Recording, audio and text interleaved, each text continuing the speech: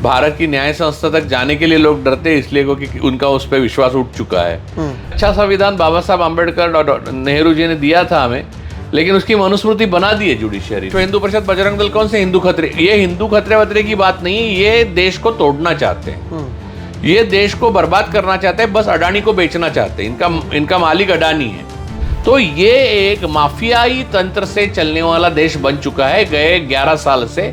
जिस दिन मोदी सत्ता में आए 2014 में, भारत ने बहुत सारे सपने देखे थे कि नया प्रधानमंत्री, नया युग आएगा, नया कुछ आगे और लेके जाएगा। हर प्रधानमंत्री ने कुछ नया किया है, तो मोदी जी भी नया करेंगे। तो मोदी जी ने ये नया किया कि सारा देश अडानी को बेच दिया। जुडिशियरी के बारे में बात करना, मैं गोदी मीडिया के बारे में बात करने से असभ्यता का मानता हूँ। लोग अगर लड़े नहीं तो इस देश को वही होगा जो यमन, इजिप्ट, लीबिया, फिलिस्तीन का हुआ, वही है होगा। नमस्कार दोस्तों, और आप सभी का एक नए एपिसोड में बहुत बहुत स्वागत है। मेरा नाम है सोहित मिश्रा। दर्शकों, अगर पिछले कुछ दिनों को आप देखें तो आप पाएंगे कि जो हमारा जुडिशियल सिस्टम है वो लगातार विवादों में रहा है। एक तरफ दिल्ली हाई कोर्ट के जज यशवंत वर्मा की खबर सामने आती है, जहां पर उनके घर पर आग लगती है।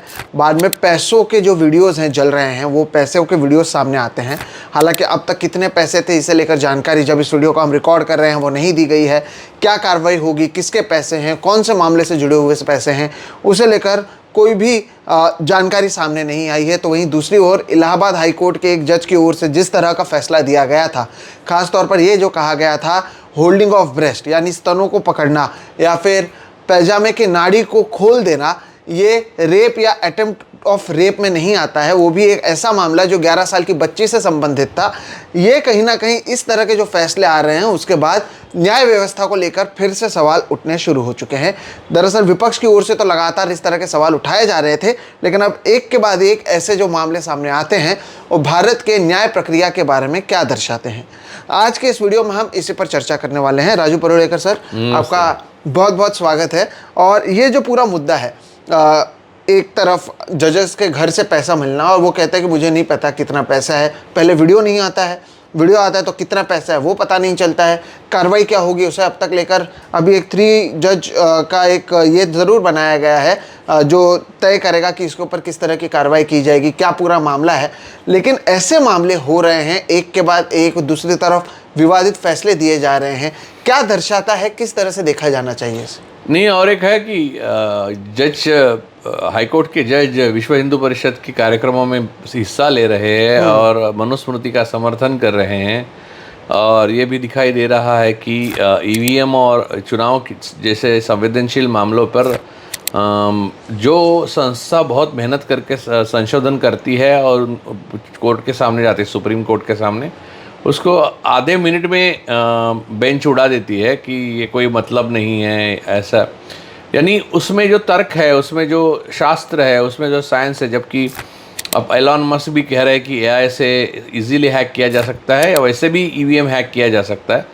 जब उसमें ज्ञानी है जिस चीज़ में वो, बाकी चीज़ों की छोड़ दीजिए, लेकिन उसमें ज्ञानी है। तो फिर भी ये कोर्ट जिस तरह से, देखिए कोर्ट के जजेस कोई ये नहीं होते, साइंटिस्ट नहीं होते। उनको एक्चुअली एक कमेटी बिठानी चाहिए, साइंटिस्ट की हेल्प लेनी चाहिए। वो BA MA ऐसा होकर LLB होते हैं और वहाँ तक जाके बैठते हैं, और वो हर चीज़ में यानी आपके नारी की सुरक्षा से लेके परमाणु ऊर्जा की निर्मिति तक हर चीज़ों पे इतने अधिकार से बात करते हैं, सिर्फ उस कुर्सी पर बैठे हुए हैं क्योंकि अपने यहाँ ज्यूरी सिस्टम नहीं है, पहली बात। तो दूसरी बात यह है कि हमें ऐसा होना चाहिए कि हर चीज़ जो जिस क्षेत्र से जुड़ी हुई हो, जैसे कि अर्थनीति से जुड़ी हुई हो, फाइनेंस से जुड़ी हुई हो, इकोनॉमिक्स से जुड़ी हुई, तो उसकी कमेटी बैठनी चाहिए और वो निष्पक्ष होनी चाहिए। उसमें देश और विदेश के लोग होने चाहिए। तो ये सारी चीज़ें होती नहीं है और आता है सामने बोल देता है। अब तो ये पता चल गया है कि फैसला जो है वो पहले आता है और उसके बदले में पैसे भी आते हैं, और पैसे तो रखे जाते हैं और फैसले वैसे के वैसे दिए जाते हैं। तो उसका कोई अब गरिमा ही नहीं रहा। अरुण मिश्रा जैसे जज ने जिस तरह से अडानी के पक्ष में करीब 40-50 हज़ार करोड़ के मामले में फैसले दिए, एक के पीछे एक, उनके पक्ष में इतना सही पक्ष था, तो दुनिया भर में इतने क्रिमिनल केसेस क्यों लगे? यानी करीब करीब वो भगोड़े ही है अमेरिका से। तो ये एक है। दूसरा है कि छोटे लोअर कोर्ट से लेके ऊपरी कोर्ट तक जातिवाद भयंकर है। एक तो ब्राह्मणिज्म से पूरी तरह से जुडिशरी ग्रस्त है, महिलाओं को स्थान नहीं है, अल्पसंख्यकों की लिए कोई संवेदना नहीं है जुडिशरी में। कुल मिलाकर एक ज़माने तक हम कॉलेज में हुआ करते तब तक लोग कहते थे और हम भी कहते थे कि मेरा भारत के न्यायालय और न्याय संस्था पे पूरा विश्वास है। ऐसा मैं बिल्कुल नहीं कहूँगा। मैं ये कहूँगा कि भारत की न्याय संस्था तक जाने के लिए लोग डरते हैं, इसलिए क्योंकि उनका उस पर विश्वास उठ चुका है। और इसकी वजह लोग नहीं है, इसकी वजह जुडिशरी है। जुडिशरी ने कॉलेजियम सिस्टम अपनाया है। अब कौन सा सिस्टम आप अपनाते हो उससे मुझे मतलब नहीं है, लेकिन कॉलेजियम में वही लोग आते हैं जो एक दूसरे के रिश्तेदार होते हैं। तो अब इनके पिता सुप्रीम कोर्ट के चीफ जस्टिस थे, फिर बेटा सुप्रीम कोर्ट का चीफ जस्टिस हुआ, फिर अब बेटे का बेटा भी चीफ जस्टिस कभी ना कभी हो जाएगा सुप्रीम कोर्ट का। ऐसे होते आ रहा है, या जज बनेगा ये ऐसा। तो कुल मिला के आप ये समझिए कि एक ब्राह्मणिज्म में एक परंपरा, जो ब्राह्मणिकल परंपरा हुआ करती थी कि बाप के बाद बेटा वही मंत्र सुनेगा, पढ़ेगा, मौखिक रूप से वही करेगा, फिर दक्षिणा उसी को मिलेगी, ये सारी जो चीज़ें होती थी वही सारे भोग मिलेंगे उसको। तो ये जुडिशरी की हालत हो गई है। तो मैं ये मानता हूँ कि अच्छे डॉक्टर बाबा साहब आम्बेडकर ने जो कहा था कि एक अच्छा संविधान लिखने से कुछ नहीं होता, चलाने वाले गलत लोग होंगे तो उसका भी बर्बाद कर देंगे, और बुरा संविधान भी अच्छे लोग चलाएंगे तो उसको अच्छा कर देंगे। तो मुझे लगता है कि अच्छा संविधान बाबा साहब आम्बेडकर और नेहरू जी ने दिया था हमें, लेकिन उसकी मनुस्मृति बना दी है जुडिशरी ने। और आप क्या देखना चाहते हैं? गैरेज में पैसे मिलना ये कोई, मुझे नहीं लगता है कि नई चीज़ है, क्योंकि पैसे से डिसीजन, यानी उसको न्याय नहीं कह सकते हम। पैसे से जो यानी जो उसका अंतिम जो निर्णय आता है कोर्ट से, वो खरीदा जा सकता है। ये कुल मिला के सबको मालूम है। यानी प्रशांत भूषण जो है अधिवक्ता, यानी जो सुप्रीम कोर्ट के एक वकील, बड़े वकील, और वो संस्था भी चलाते हैं एडीआर, तो उन्होंने कई बार कहा है कि मैंने इतने रुपए में खरीदा। मुझे कॉरिडोर में ही आदमी मिला और बोला मैंने इतने रुपए में ये जजमेंट खरीदा है, कल सुनना। तो उसने जो कहा वही वर्ड टू वर्ड जजमेंट आया। तो ये हाईएस्ट कोर्ट पे, यानी जो सुप्रीम कोर्ट की बात करें, अब हाई कोर्ट के जज के पास कैश मिलती है, वो आप कैश की क्या चीज़ है? कैश में आप नंबर है आपके पास, उसके कैश की नोट के नंबर है, जो जले हुए नोट है उनके नंबर है। तो आपको इमीडिएटली पता चल सकता है किस ब्रांच से आए, किसने निकाले, कहाँ किसको दिए गए इतने पैसे। तो आपको ढूंढना मुश्किल है क्या? नहीं है। जब वो कैश मिली या नहीं मिली, जो भी हुआ है, जो भी कांड, तो वो उसके 3 दिन बाद पता चलता है आपको। फिर वो जज कहते हैं कि नहीं भाई, मेरा घर तो मेरा है, लेकिन वो आउट हाउस से मेरा कोई लेना देना नहीं। यानी ये सारी बातें जो, जिस तरह से मुझे लगता है कि एक पैरेलल यूनिवर्स में जुडिशरी जी रही है। राजनीति एक दूसरे पैरेलल यूनिवर्स में, हम तीसरे पैरेलल यूनिवर्स में जी रहे, और हम एक दूसरे से संबंध रखते भी हैं और नहीं भी। तो ये एक अजीबोगरीब स्थिति है। और मुझे लगता है कि इस देश में कई लोग मुझे बोलते हैं कि क्या राजू भाई, आपको क्या लगता है इस देश में अराजकता आने वाली है? मैंने कहा कि अराजकता इसलिए नहीं आई है अभी तक क्योंकि लोग अभी भी समझते हैं कि थोड़ा बहुत कानून का पालन करना चाहिए। वरना दाएं से गाड़ियाँ यहाँ आ रही है, बाएं से जा रही है, ये सारे रूल हो रहे हैं। यहाँ पर लोग रोज, जैसे कि आपने कहा कि पैजामा की नाड़ा खोलना और सीना यानी ब्रेस्ट दबाना लड़की का 11 साल के, अगर रेप की कोशिश भी नहीं होती है, ऐसा अगर न्यायालय कहने लगे तो आप ये बहुत बड़ी बात समझिए कि लोग हर किसी को, औरत को दबा नहीं रहे और नाड़ा खोल नहीं रहे। वो कहेंगे कि यार कोर्ट का ही कहना है, ये तो इतना तक मैं कर ही सकता हूँ। तो आप समझिए कि अराजकता आ चुकी है।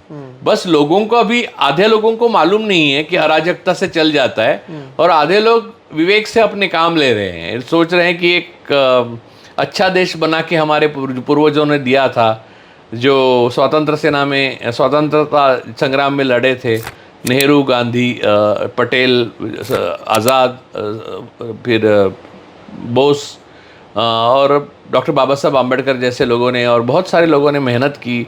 भगत सिंह, राजगुरु, सुखदेव फांसी पर चढ़े, तो ये देश वैसा अच्छा रहे, गंगा जमनी तहजीब यह रहा है, ये सब देख रहे हैं। वरना बुलडोज किया जा रहा है घर यहाँ पर। देखिए नागपुर में दंगा हुआ, वहाँ मुस्लिम जो है उसको उसका बुलडोज किया गया घर।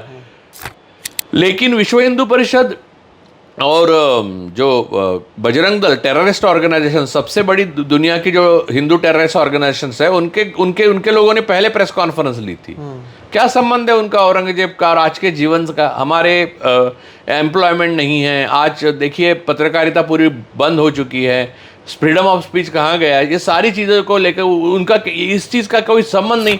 और खुद औरंगजेब ने कहा था मेरी कोई कब्र बनाओ ही नहीं, तो बनी नहीं, उसकी कब्र आप उखाड़ नहीं सकते। आप क्या उखाड़ सकते हैं मालूम है? लॉर्ड कर्जन ने जो खड़ा किया है ना थोड़ा बहुत, वो सब उखाड़ सकते हैं, बाकी उखाड़ने लायक रखा ही नहीं उसने।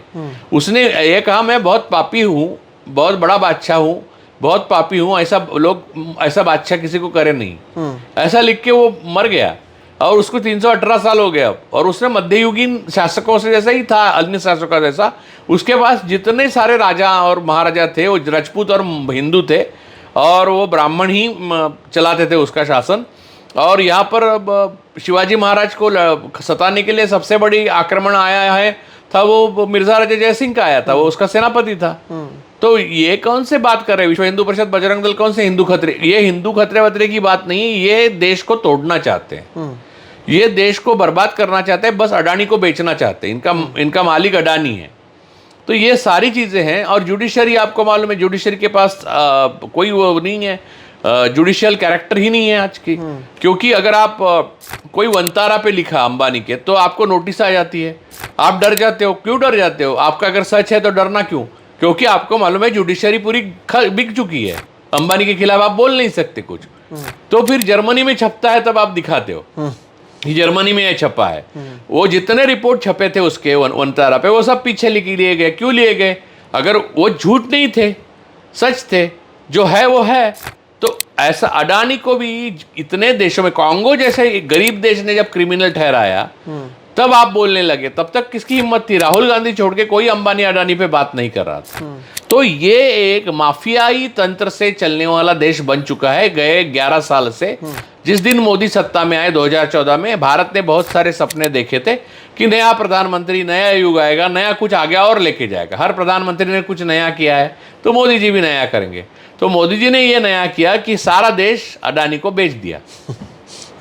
लेकिन क्योंकि हम अब और नहीं, बात यह है कि ये कर सके वो, इसकी वजह जुडिशरी है। ये बात मैं बोलना भूल गया कि ये जुडिशरी ने उनको रोकने की ताकत होते हुए भी रोकने की हिम्मत नहीं की, और जो खड़े रहे उनके रास्ते के बीच में, उनका जज लोया हो गया। लेकिन इसमें सर एक चीज़ जो विपक्ष भी बार बार कहते हैं, आप इसे देखते हैं कि एक गुड कॉप बैड कॉप के तौर पर किया जाता है। मसलन के तौर पर मैं आपको बताऊं, राहुल गांधी के खिलाफ सूरत का जो एक कोर्ट है उनकी ओर से फैसला दिया जाता है। राहुल गांधी के, आपको पता होगा, पिछले लोकसभा में जो मेंबरशिप है वो रद्द होती है, फिर सुप्रीम कोर्ट उस पर रोक लगा देता है और सब चीज़ें वापस हो जाती हैं। सुप्रीम कोर्ट कहता है बुलडोजर से आप लोगों का घर नहीं तोड़ सकते, लोगों के घरों को तोड़ा जाता है, जब आधे से ज़्यादा टूट जाता है तब ये भाग कर जाते हैं हाईकोर्ट के पास, फिर हाईकोर्ट कहता है कि आप नहीं तोड़ सकते, लेकिन तब तक जितना काम करना है कर दिया जाता है। महाराष्ट्र में हमने देखा है, कहते हैं कि अगर उद्धव ठाकरे ने इस्तीफा नहीं दिया होता तो हम सरकार फिर से ला देते हैं। असली शिवसेना, असली एनसीपी किसकी है, इसे लेकर अब तक फैसला नहीं हुआ। 40 विधायक जो एकनाथ शिंदे के साथ गए थे, उनका डिस्क्वालिफिकेशन होना था, उनका वो टेन्योर खत्म हो चुका है, उसके ऊपर अब तक फैसला नहीं आया। ऐसे तमाम मामले एक के बाद एक आ ही रहे हैं। अभी इस चुनाव को लेकर भी तमाम सवाल उठ रहे हैं। हर किसी के पास आखिरी फैसला या आखिरी जो रास्ता है वो तो अदालत ही है, और अदालत में या तो डिले होता है या फिर ये देखा जाता है कि ऐसा कोई फैसला ही नहीं देता है जो जनहित के लिए हो। देखिए, 4 प्रकार के जुडिशरी में आप 4 प्रकार के जज बचे हैं। एक जो भ्रष्टाचार करके, जो भ्रष्टाचार जिसके लिए किया है उसका काम बजा दे, वो ईमानदार जज है।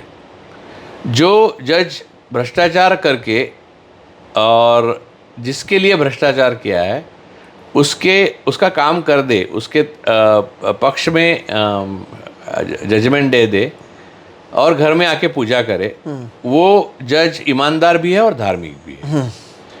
जो जज भ्रष्टाचार भी करे, सरकार से भी फेवर्स ले, काम भी सारे बजाए उनके, सरकार के और देश के, अपने जिनसे भ्रष्टाचार जिनके साथ किया हो के, घर में आके पूजा करे और प्रेस कॉन्फ्रेंस करके कॉन्स्टिट्यूशन का महत्व लोगों को बताए, वो धार्मिक है, ईमानदार है और लिबरल भी है। और चौथे टाइप का जो जज है वो कॉन्स्टिट्यूशन को फॉलो करे, संविधान को फॉलो करे, सीआरपीसी को फॉलो करे और बिना हिचकिचाहट के और सारे 100 करोड़ को आप मोह त्याग कर गृह मंत्री जो होने वाला है पोटेंशियल, उसको भी कटघरे में लाके खड़ा करने के लिए समन भेजना की चाह रखें, उसको जिम्मेदार और ईमानदार भी नहीं माना जा सकता, उसको लोया माना जाता है। और ये करने के लिए उसको ब्रह्म हत्या का पातक लगता है और मनुस्मृति में तदनुसार उसको सजा मिलती है।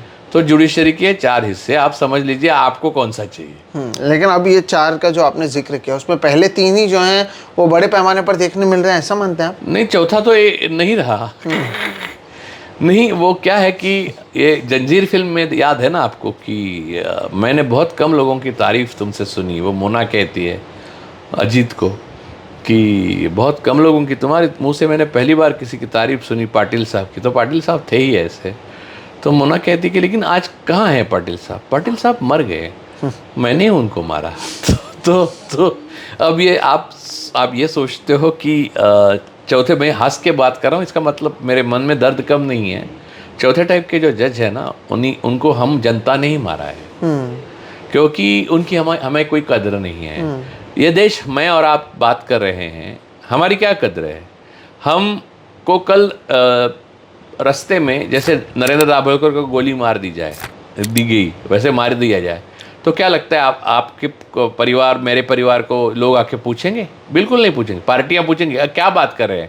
आपने राहुल गांधी का जिक्र किया। मैं अब इस इलेक्शन और इलेक्शन के बाद जो उसमें घोटाला हुआ, उस पर हमने जो 3 हरियाणा, महाराष्ट्र और लोकसभा में जो बीजेपी को जो सीट्स नहीं मिले, उसके ऊपर वोट फॉर डेमोक्रेसी और एडीआर की जो रिपोर्ट्स आई, वो सब हुआ, उसके ऊपर हमने डिस्कशन किया। उसके बाद में मैं राहुल गांधी और कांग्रेस, ये इन बातों पर बात करना बंद कर दिया। मैंने एज अ प्रिंसिपल तय किया कि इनका काम, इनकी जिम्मेदारी, consistency, perseverance, leader of opposition की भी एक कोई वो होती है जिम्मेदारी, वो हम और आपसे ज़्यादा होती है। हम और आप जितनी मेहनत कर रहे हैं देश के लिए, उससे कई गुना ज़्यादा होनी चाहिए। तो आप जब मर्जी आए तब देश का हित सोचे, और मर्जी आए तो अंबानी की बात करना, अडानी की बात करना बंद कर दो, ये नहीं चलता। तो मैंने सोचा कि चलो ठीक है, एक विपक्ष है भी अपने को, और वो जो करना चाहे वो करे, वो भला करना चाहते हैं तो भला करे, नहीं करना, जो मेरे देश के लिए मैं कर सकता हूँ आखिरी सांस तक, उतना मैं करूँगा। मैं कांग्रेस से कोई उम्मीद नहीं करता, ना मैं राहुल गांधी से कोई उम्मीद करता। तो जुडिशरी को ठीक करना हमारी जिम्मेदारी है। आप कांग्रेस वगैरह पे मत जाइए, वो छोड़ दीजिए। वो राहुल जी ने कहा था ना एक बार कि हम करीब करीब स्टेट के खिलाफ लड़ रहे हैं, तो उनको मालूम है ना वो क्या कर रहे हैं। तो स्टेट के खिलाफ लड़ने के लिए आपको रोज लड़ना पड़ता है। एक दिन 3 दिन लड़े और 8 दिन गायब हो गया, ऐसा नहीं होता ना। मैंने वो राहुल जी की बात नहीं कर रहा हूँ, मैं कांग्रेस वाले ही। महाराष्ट्र में कांग्रेस के अभी नए अध्यक्ष है, वो थोड़े बयान वगैरह दे रहे हैं, लेकिन ओवरऑल परफॉर्मेंस देखिए क्या रहा।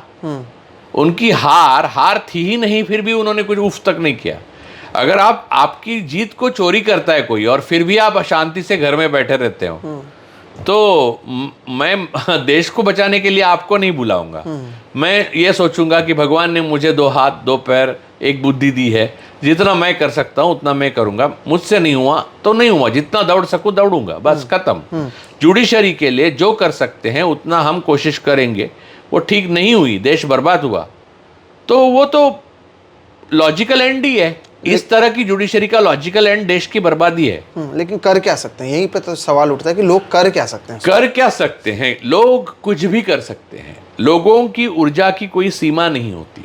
लोगों को पता है कि क्या जुडिशरी है। लोग, आप किसी से भी रास्ते पे जाइए, चल मेरी बात छोड़िए, मेरा आप इंटरव्यू करते हैं, लोगों का करिए, लोग पूछिए कि आपको जुडिशरी पे विश्वास है, हाँ बोले तो मैं 10 लोगों को पूछिए, अगर 8 लोगों ने हाँ बोल दिया तो मैं मानता हूं कि भारत में जुडिशरी पे सबका का विश्वास है और मैं एक गलत आदमी हूं और मैं जुडिशरी के बारे में गलत बोल रहा हूं, मुझे कंटेम्प्ट ऑफ कोर्ट में पकड़ लेना चाहिए। हर कोई बोलेगा जुडिशरी, और जुडिशरी कैसे चलती है आप वकीलों से पूछिए, उनसे बेहतर कौन जानता है। देखिए, मेरी बेटी लॉ पढ़ती है, वो ग्रेजुएट है लेकिन लॉ पढ़ती है। वो बहुत मेहनत करती है, हर चीज़ को वो यानी तराश के लेती है बहुत। मैं कई बार देखता हूँ उसको और मुझे लगता है कि मैं उसको नाउम्मीद नहीं करता, या मैं किसी भी तरह से ऐसी शिक्षा किसी को नहीं दूंगा कि जिससे देश का ठीक नहीं हो। लेकिन मुझे लगता है कि अगर गोदाम में पैसे पड़ा हुआ जज आए तो इतनी पढ़ाई करके जाए तो सामने वाला फिर सिर्फ पैसे लेके आके और डिग्री भी सही हो ना, क्योंकि प्रधानमंत्री की डिग्री जहाँ नहीं है नहीं है नहीं है, और वो नहीं होने के बाद उन्होंने डिग्री होने का दावा किया है, इसलिए उनको 6 साल के लिए इलेक्शन लड़ने के लिए मना करना चाहिए और प्रधानमंत्री पद का इस्तीफा देना चाहिए। उनको सजा हो सकती है, यह देशद्रोह है। लेकिन हम जुडिशरी इसको भी नहीं मान रही है। अगर जुडिशरी इस तरह से चलती है तो मैं देखता हूँ, मैं मेरे बेटी के लिए उसको बहुत पैशन है, लॉ, दुनिया भर का कानून। मैं ये सोचता हूँ कि एम्पिरिकल साइंस, ये कानून, कोड द नेपोलियन, वो मैंने सब लाके दिया जिससे कानून की उत्पत्ति हुई है, ब्रिटिश कानून की। वो ओरिजिनल कोड द नेपोलियन ना, वो सब तो वो लैटिन वगैरह पढ़ती है और लैंग्वेज, लीगल लैंग्वेज वो सब पढ़ती है। तो मुझे लगता है कि यार हो सकता है नेहरू जी या फिर जीना या फिर वो जो प्रैक्टिस करते थे, जीना जी ने वो लोकमान्य तिलक की केस लड़ी थी, वो सुनने के लिए सारे देशभक्त, तब वो नहीं हुआ था, पार्टीशन नहीं हुआ था, उससे पहले वाली बात है। तो ये सारी चीज़ें हैं। और हमारे मैं आपको एक मज़ेदार बात बताता हूँ। मेरे गांव में, कोंकण में, हमारे एक रिलेटिव है, उनके फोरफादर यानी पूर्वज, उनका एक जिन्ना के साथ फोटो मैंने एक बार देखा तो मुझे आश्चर्य हुआ। मैंने बोला यार ये क्या है, क्योंकि हमारे लिए जिन्ना दुश्मन है। वो बोले वो बात नहीं है कि हमारा एक मेडिकल स्टोर हुआ करता था, उसके ऊपर कुछ विवाद हुआ तो वो केस कोर्ट में गया। तब किसी ने कहा जिन्ना अगर करेंगे, लड़ेंगे तो जीत जाएंगे आप लोग। तो जिन्ना को हमने हमारा वकालतनामा दिया, उन्होंने 16 सोने की गिन्नी ली। अच्छा। और वो हम लोग जीते तो हमारा मेडिकल स्टोर रहा। तो हम लोग तब ये तस्वीर खींच गई। तो मुझे ये मज़ेदार बातें सुनता हूँ तो मुझे लगता है कि जो लोग टैलेंटेड, यानी कमांड थी लैंग्वेज पे, लैटिन, ओरिजिन ऑफ लॉ, ये वो, और सबसे बड़ी जुडिशियल कैरेक्टर था, वो लोग सिर्फ इतना ही लेके नहीं लड़ रहे थे, उनमें एक विवेक था। देखिए वैसे तो चंद्रचूड़ भी हार्वर्ड में डॉक्टरेट करके आया लॉ में, ऐसा नहीं है कि वो कम पढ़े लिखे हैं। लेकिन गोगोई भी तो पढ़े लिखे थे, अपने चीफ जस्टिस, लेकिन अपने ऊपर जो यौन शोषण के आरोप हुए उसकी सुनवाई खुद ही की उन्होंने और खुद को बरी कर दिया। ये जुडिशियल कैरेक्टर ना होने का सबसे बड़ा उदाहरण है। और फिर चंद्रचूड़ साहब के घर तो प्रधानमंत्री आरती करने गए थे, उसमें से 3 इतनी गलत बातें थी, संवैधानिक नहीं थी, कि उसमें मैं टिप्पणी नहीं करना चाहता क्योंकि कई लोग बोल चुके हैं और लिख चुके हैं। लेकिन जो व्यक्ति यहाँ पर मास्टर्स कर फिर यूएस जाता है, यूएस में लॉ अलग है, वहाँ डॉक्टर ऑफ लॉ करता है हार्वर्ड से, उसको इतना तो मालूम है कि मेरी परिधि क्या है और मेरे परिधि के अंदर किसी को आने की इजाज़त मुझे देनी नहीं है, भले वो ज़बरदस्ती आए, बुलावा तो नहीं। तो वो उसमें खुश थे। और ऊपर से उन्होंने ये बयान भी दिया कि भगवान की आवाज़ सुन के मैंने राम मंदिर का फैसला दिया, जिसके ऊपर उन्होंने दस्तखत ही नहीं किए।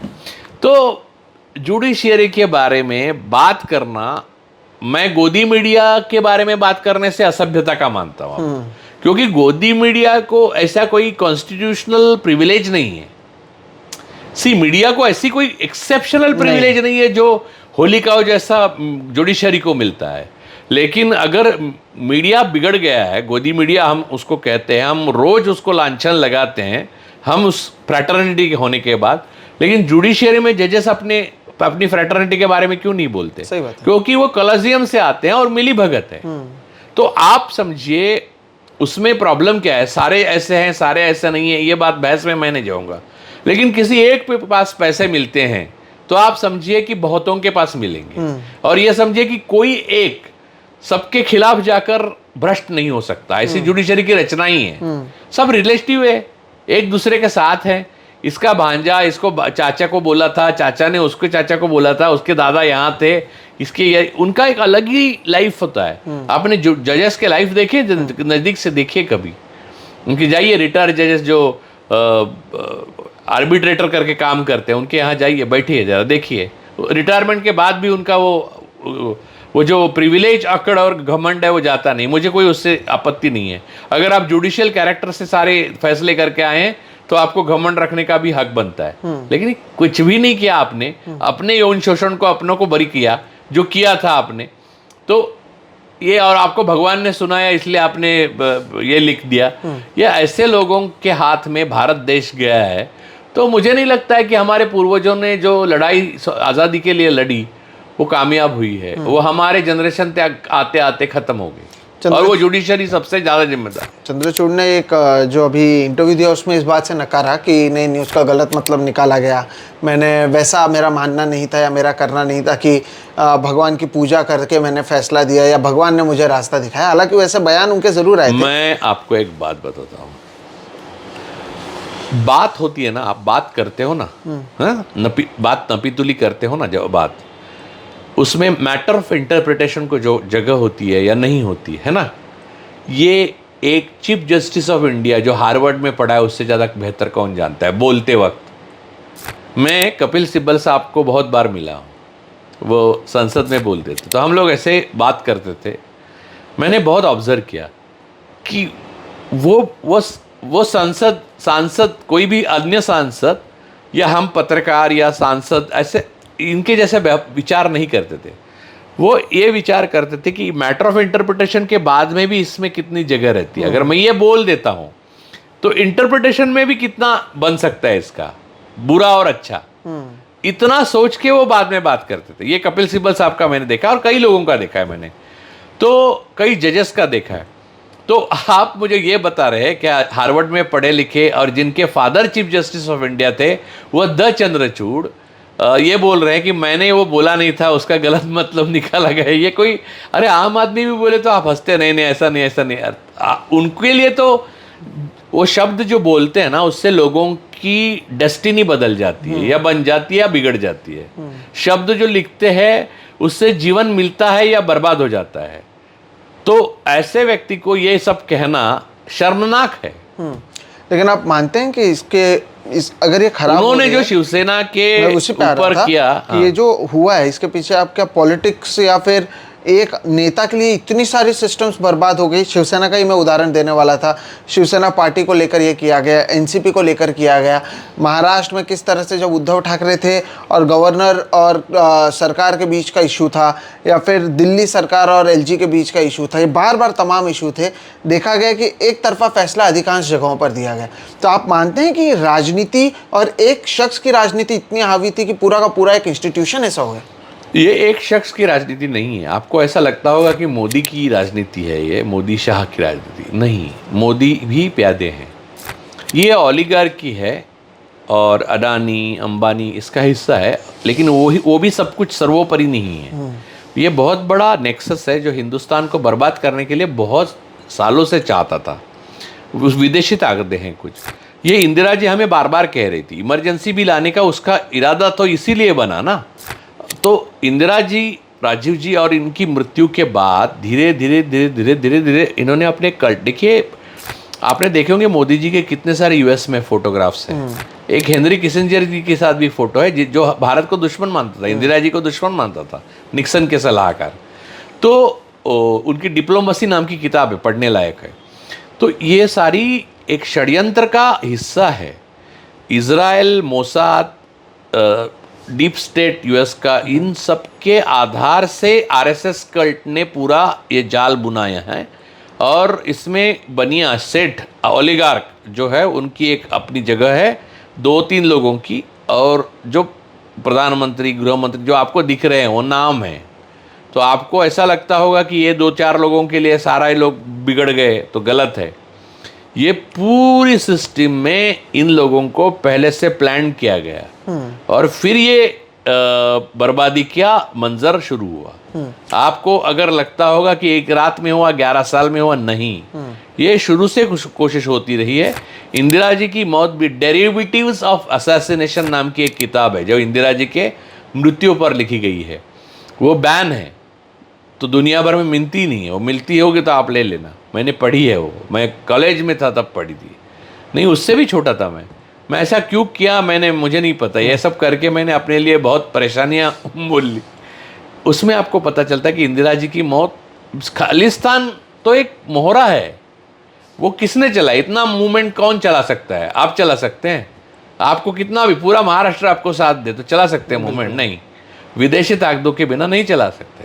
तो ये सारी जो एक लाइन में जो एक्शन हुई, जो हिंदुस्तान के से मोहब्बत करते हैं और इस देश को एक बड़ी शक्ति बनाना चाहते हैं, वो शक्ति बनने से रोकना कौन चाहता था? सब चाहते थे। चाइना चाहता था, पाकिस्तान चाहता था, वो पाकिस्तान के साथ यूएस था उस वक्त, डीप स्टेट था।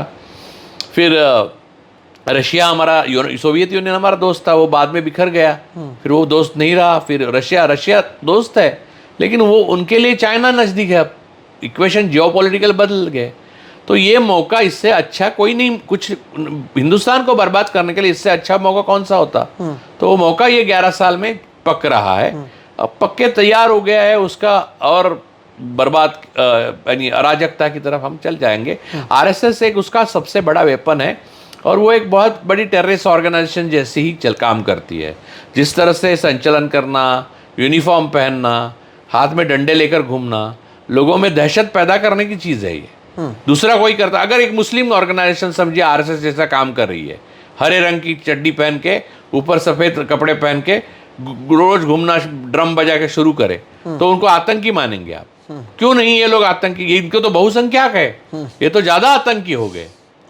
और दुनिया में हिंदू लोगों की आतंकवादी संगठना नहीं थी ऐसा मत मानिए। एलटीटीई थी, वो हिंदुओं की आतंकवादी संगठन थी, ये भी समझिए आप। ठीक। अब क्या होता है सर, जब भी हम इस तरह की बातें करते हैं तो उसके लिए एक उदाहरण आते हैं सामने से कि अगर इतना ही हर एक चीज़ खराब है तो फिर इलेक्टोरल बॉन्ड को क्यों बंद कराया सुप्रीम कोर्ट ने, राहुल गांधी को क्यों राहत दी, तमाम ऐसे मुद्दे उस पर सुनवाई क्यों की, इतनी सारी चीज़ों की बार बार जिक्र किया जाता है। इसे किस तरह से देखते हैं? तो एक तरफ अगर इतना था तो ये इलेक्टोरल बॉन्ड को बंद करने की ज़रूरत क्यों पड़ी? या फिर राहुल गांधी को वो चाहते तो तभी नहीं करते तो 6 साल तक राहुल गांधी नहीं लड़ सकते थे चुनाव। लेकिन उन सारी चीज़ों पर भी तो रोक लगाई, जिसकी वजह से ये बताया जाता है, या मैं नेताओं को भी सुनता हूँ तब वो भी ऐसा कहते हैं कि आप सिर्फ अदालत पर ही भरोसा रहा, बाकी तो चाहे पुलिस हो, ईडी, आईटी, सीबीआई हो, हर कोई जो है सरकार के साथ है, बस कभी कभी अदालत से राहत मिल जाती है। तो आप मान रहे हैं कि ये भी धीरे धीरे खत्म हो रहा है, ये कह रहे हैं आप? ये जो आपने अच्छे उदाहरण दिए ना, ये वो केलों जैसे हैं जो, आपको मालूम है बंदर को कैसे पकड़ते हैं? मालूम है? एक पिंजरा होता है, उसमें इतना होल होता है, आप हाथ डाल सकते हो, हाथ निकाल सकते हो, मुट्ठी नहीं निकाल सकते, मुट्ठी अटक जाती है। अंदर केले रखते हैं, चने रखते हैं, बंदर आते हैं, हाथ डालते हैं, उसको मुट्ठी में लेते हैं, फिर वो मुट्ठी बाहर नहीं निकाल सकते और वही खड़े रहते हैं। उनको ये समझ में नहीं आता ये छोड़ दें और हाथ निकालें। तो बीच बीच में राहत देना ये केले और चने जैसा है। आप अटक जाते हो, आपको लगता है लोकतंत्र है, कहीं तो है, हो रहा है, गलत नहीं हुए, नहीं है, ये पिंजरा है, ये लोकतंत्र खत्म हो चुका है। आपको लोकतंत्र खत्म हुआ है, इसलिए लोकतंत्र के लिए आज़ादी की लड़ाई लड़नी पड़ेगी, तभी जाके होगा। लेकिन वो लड़ने वाले लोग जो हैं उनको चने और केले में लगा के रखा है, इसलिए बीच बीच में राहत देते राहुल गांधी को, ये करते हैं, वो सब ये है। बहुत अच्छे से आपने कहा। आमतौर पर सर हम देखते ही हैं, चाहे यूएस हो या दूसरे देश हों, जैसे डोनाल्ड ट्रंप की ओर से भी कोई फैसला दिया जाए तो वहाँ के कोर्ट्स इतने इंडिपेंडेंट हैं कि उस फैसले को वो ठुकरा सकते हैं। इनकी ओर से तमाम बड़े बड़े नियम बनाए जाते हैं, उस नियम के खिलाफ वहाँ पर फैसले लिए जाते हैं। लेकिन आमतौर पर यहाँ पर देखा जाता है कि हमारे देश में तो अब पहले ये भी था कि इलेक्शन कमीशन का अध्यक्ष कौन होगा ये चुनने के लिए भी जब सीजीआई रहते तो उन्हें हटा भी दिया गया, किसी को फ़र्क भी नहीं पड़ा, कोई कुछ कह भी नहीं रहा है, ना अदालत की ओर से कुछ कहा जाता है। तो ये जो इंडिपेंडेंट नहीं रहना या इतना ताकत नहीं रहना, वो मीडिया के लिए भी लागू होता है। बाहर मीडिया के लोग कुछ भी कहेंगे, ऐसा नहीं होगा कि उनके घर पे ईडी, आईटी, सीबीआई वाले आएंगे, लेकिन अपने यहाँ पर ना ही अदालत इतना इंडिपेंडेंट नज़र आता है, ना ही मीडिया इतना इंडिपेंडेंट नज़र आता है। यानी हमारे इंस्टीट्यूशंस में क्या ये जो प्रॉब्लम्स है वो इतनी भीतर घुस चुकी है कि इससे अब बाहर ही नहीं निकला जा सकता है? नहीं निकाला जा सकता है। वास्तव में अगर मैं कहूँ तो नहीं निकाला जा सकता, क्योंकि एक बहुत बड़ी घटना या एक बहुत बड़ा संकट या बहुत बड़ा बदलाव जियोपॉलिटिकल, जैसे सेकेंड वर्ल्ड वॉर हुआ था वगैरह, इस टाइप का अगर हो जाए तो रीसेट हो सकता है। वरना रोज़मर्रा की ज़िंदगी आप जीते रहे तो ये बदलाव आना नामुमकिन है। और हमने ये भी तो देखा है कि जो प्रोसेस इज द पनिशमेंट, एक लाइन भी कहा जाता है। मसलन के तौर पर एनडीटीवी के साथ उस समय इतने तमाम आरोप लगाए गए, बाद में चैनल भी चला गया डॉक्टर रॉय के पास से, और फिर अब आता है कि नहीं उनके खिलाफ जो भी आरोप लगाए गए थे वो गलत थे। ऐसे ना जाने कितने लोगों के साथ हुआ है, लेकिन इस सब के बीच में जो प्रोसेस से उनको गुजरना पड़ता है, इतने दिन जेल में रहना पड़ता है। रिया चक्रवर्ती कुछ नहीं करते हुए अगर उन्हें 27 दिन जेल में रहना पड़ता है। संजय राउत 100 दिन से ज़्यादा समय जेल में रहते हैं। बाकी लोगों को जेल का डर दिखाकर सत्ता बदल देता है और अदालत चुप रहती है। तो ये जो पूरा प्रोसेस है, इसी ने लोगों को मजबूर किया है, और ये प्रोसेस ही तो एक पनिशमेंट बन चुका है। सर, बड़ों के बीच में चिल्लर मारे जाते हैं, तो ये चिल्लर मारे जाएंगे। जो मारे नहीं जाएंगे वो चिल्लर नहीं होंगे। तो आपको डट के खड़ा रहना है। देखिए, हर वक्त हर समय इतिहास में हमेशा यही होता है कि बड़े कोई बड़ा पैदा नहीं होता, सब बच्चे ही होते हैं ना, पैदा होते हैं तो उतने ही छोटे से होते हैं। चाहे हिटलर हो, चाहे स्टालिन हो, चाहे माओ हो, चाहे मोदी हो, कोई भी। लेकिन जो नायक बनते हैं, कुछ खलनायक बनते हैं, नेल्सन मंडेला बनते हैं, कुछ लोग महात्मा गांधी बनते हैं, वो सब पैदा तो ऐसे छोटे ही होते हैं ना। बड़ा इंसान कब बनता है मालूम है? बड़ों के बीच में जो चिल्लर मारे जाते हैं, वो चिल्लर होते हुए भी अपने आप को दबने ना दे, अपनी इच्छा शक्ति को किसी को कुचलने की आज़ादी ना दे, और इन सारी बातों पर अपनी इच्छा शक्ति और अपना जो कैरेक्टर है, जुडिशियल कैरेक्टर स्पेसिफिकली, उसको अक्षुण्ण रखें, वो व्यक्ति बड़ा होता है। तो ऐसे व्यक्ति बहुत विरले होते हैं, लेकिन जब होते हैं तो इतिहास में दिखते हैं। ये लड़ाई में ऐसे व्यक्ति जो आएंगे, वो लड़ेंगे, वो बड़े होंगे। वो देखिए, वो अपने साथ अपने देश के इतिहास को बड़ा करते हैं, साथ में खुद भी बड़े हो जाते हैं। जैसे गांधी जी ने हमारे देश के इतिहास में अहिंसा का एक चैप्टर लिखा, लेकिन वो खुद भी बड़े हुए उसके साथ। तो ये जो प्रक्रिया है, वो प्रक्रिया में जब हम हैं, इस इतिहास में हम खुद हैं, हम एक किरदार है, तब हमें नहीं पता चलेगा कि हम चिल्लर है या हम बड़े हैं, या ये चिल्लर है या ये बड़ा है। तो हम इसको अनुभव कर रहे हैं।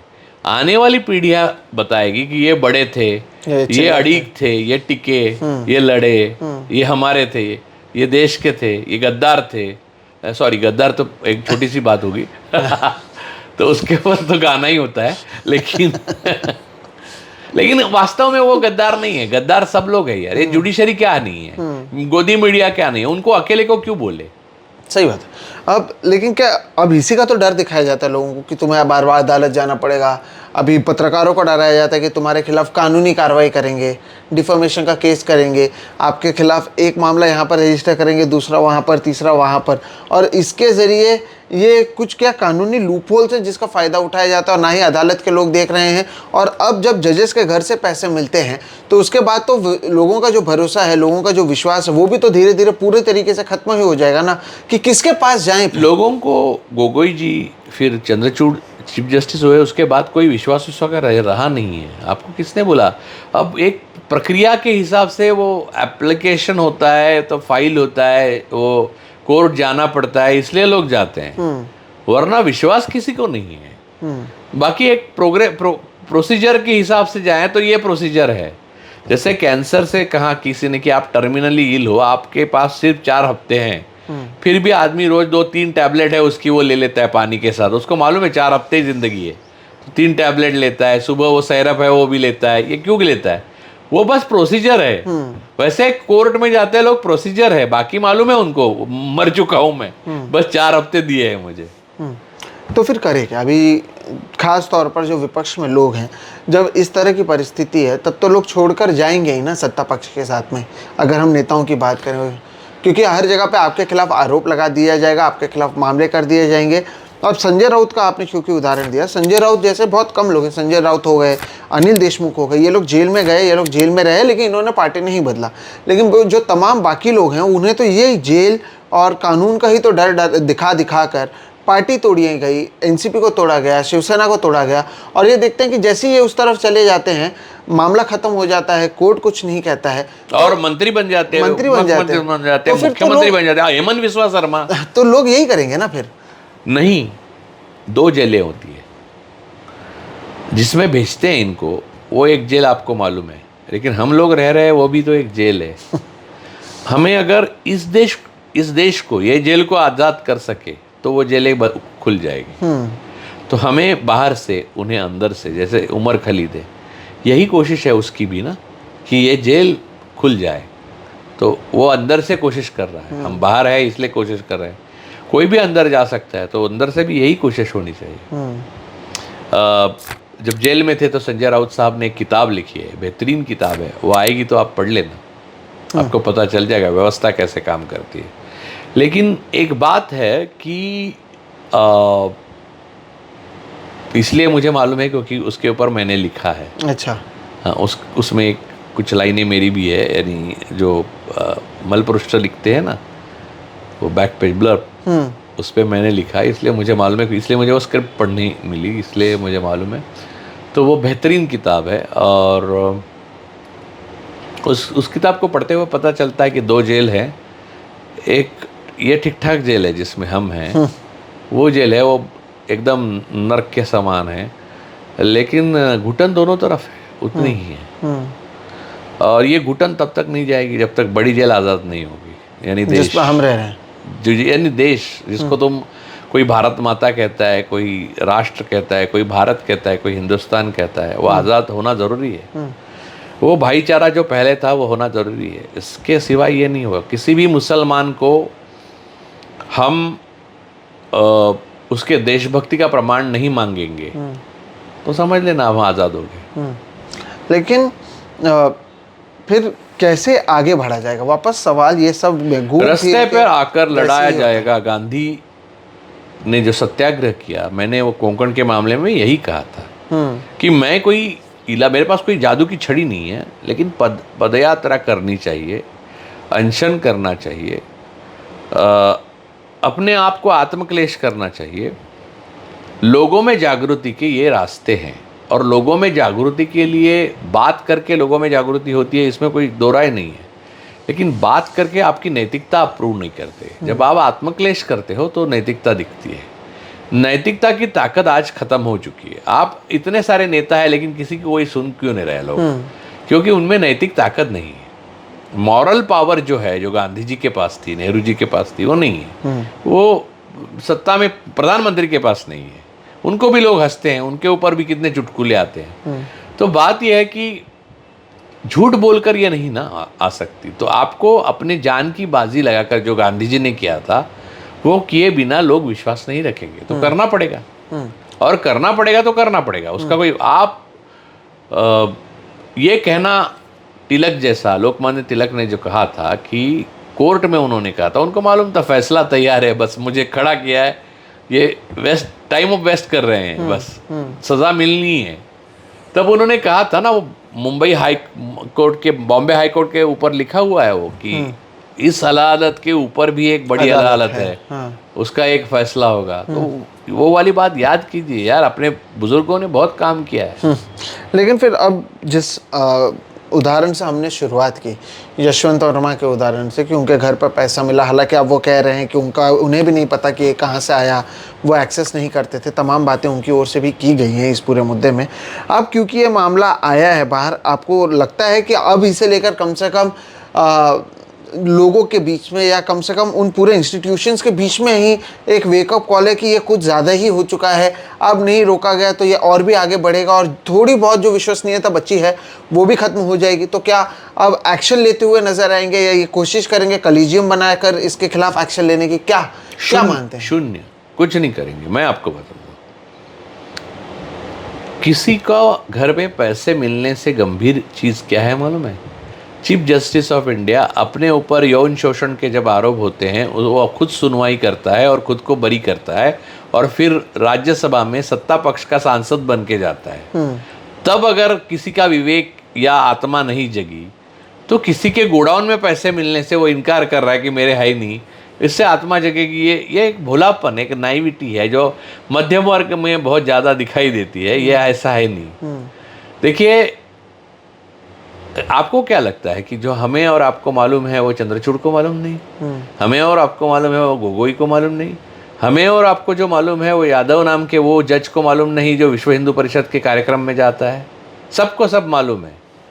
सबको मालूम है कि हम क्या बर्बाद कर रहे हैं, गुलिस्तान है वो बर्बाद कर रहे हैं देश नाम का, लेकिन वो कर रहे हैं। इसका मतलब उसके रिटर्न्स जो हैं वो तात्कालिक रिटर्न्स इससे ज़्यादा है, उनको बड़े मिल रहे हैं। तो वो रिटर्न्स के लिए वो कर रहे हैं। आप कहेंगे वो शॉर्ट साइटेड है, तो वो ये कह सकते हैं कि एक ही ज़िंदगी मैं बजी लूँ। तो आप कहेंगे कि हमारे पूर्वजों ने अपने जान की फिक्र नहीं की, बाजी लगाई और आज़ादी दिलवाई, ये देश बना। ऐसे थोड़ी आप बेच सकते हैं उसको, अडानी को वगैरह। तो वो कहेंगे कि तो आप रोक लो।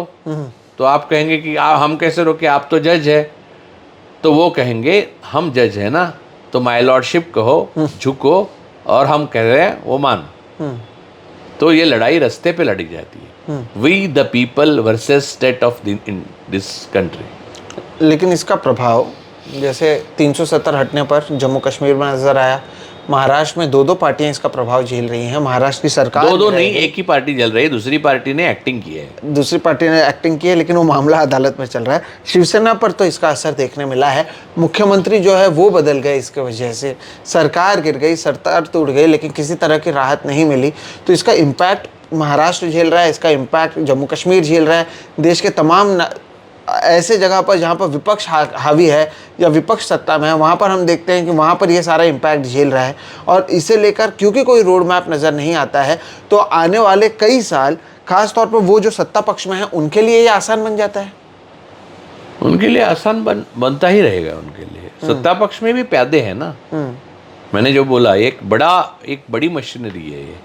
देश पूरा बर्बाद होने तक, सीरिया का जो हुआ, जो यमन का हुआ, जो फालिस्तान का हो रहा है, जो लिबिया का हुआ, जो इजिप्ट का हुआ, वो हिंदुस्तान का होना है, वो करना है उस शक्ति को। इसलिए ये सब चल रहा है। क्यों नेतन्याहू मोदी को सपोर्ट कर रहे हैं? क्यों अडानी को वो लेके घूम रहे हैं? क्यों सगे हैं, प्यार करते हैं, मोहब्बत है क्या? कोई किसी की मोहब्बत नहीं करता। ये एक बड़े प्लान का हिस्सा है जिसमें देश को बर्बाद करना है। इस एशियन सबकॉन्टिनेंट में इतना पावरफुल एक लोकतंत्र जीवित रहे, ये कई बहुत बड़ी ताकतों के लिए ठीक नहीं है।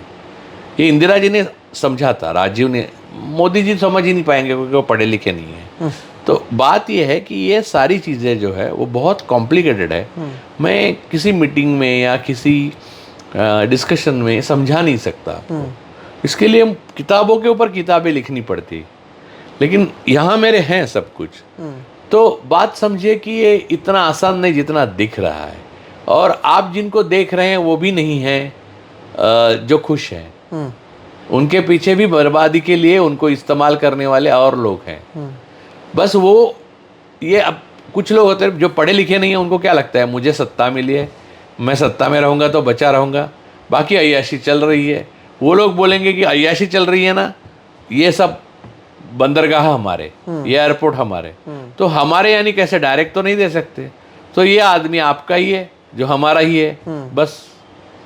इसलिए चाइनीज पार्टनर है अडानी के, पाकिस्तानी लोग, यानी पाकिस्तानी नेशनल इनमें से एक का पार्टनर, एक बेटे का। ये सारी चीज़ें जो हैं वो जिसको मालूम है उसको एक रात भी नींद नहीं आती होगी। मुझे नहीं आती, मुझे मालूम है इस देश का क्या होगा। लोग अगर लड़े नहीं तो इस देश को वही होगा जो यमन, इजिप्ट, लिबिया, फिलिस्तीन का हुआ, वही है होगा। यानी बम गिरेंगे नहीं, ऐसा बम गिरने की ज़रूरत नहीं है। ये लोग आपस में लड़के ही मरेंगे। 140 करोड़ है ना, कम लोग होते हैं, आबादी कम होती तो बम गिराने की ज़रूरत पड़ती है। नहीं, मेरा आखिरी सवाल यही है, क्या लोग ये समझ रहे हैं जो आप कह रहे हैं, जिसकी वजह से आप कह रहे हैं आपको रातों को नींद नहीं आती? आमतौर पर देखा गया है कि जो देश शक्तिशाली होता है वहाँ के इंस्टीट्यूशंस जो हैं वो इंडिपेंडेंट होते हैं और वो हर किसी को न्याय देने के लिए काबिल होते हैं। एक एग्जाम्पल के साथ मैं आपको बताऊंगा, कुणाल कामरा का एक वीडियो अभी वायरल हो रहा है जहाँ पर कुणाल कामरा ने कहा था कि जैसे भारत में लोग कहते हैं कि अगर ये कॉमेडियन आकर यहाँ पर परफॉर्म करता है तो मैं ऑडिटोरियम जला दूंगा। तो पहले पुलिस वाला कहता है उस कॉमेडियन से कि मत आओ, ऑडिटोरियम वाला कहता है उस मुझे कॉमेडियन कहा है से कई बार मत आओ। भाषण मत करो पुलिस हाँ, ने, आपको कहेंगे, लेकिन जो धमकी दे रहे हैं उन्हें नहीं कहेंगे। जब क्योंकि वो एबीवीपी के थे। दूसरे देश में ऐसा नहीं होता कि जो धमकी देता है उसके घर पर अगले दिन पुलिस पहुंचती है, तीसरे दिन उसको गिरफ्तार किया जाता है और मामला रफा दफा होता है। तो क्या यहाँ की जनता समझ रही है कि क्या हो रहा है? और जब तक ये नहीं होता जाएगा इसी तरह से हम पीछे रहते जाएंगे और फिर अन्याय के बारे में केवल बैठकर बात करेंगे, यही होगा। इस जनता का मतलब है ये जाति व्यवस्था, ये देश की दुर्भाग्य और बर्बादी का कारण जाति व्यवस्था है।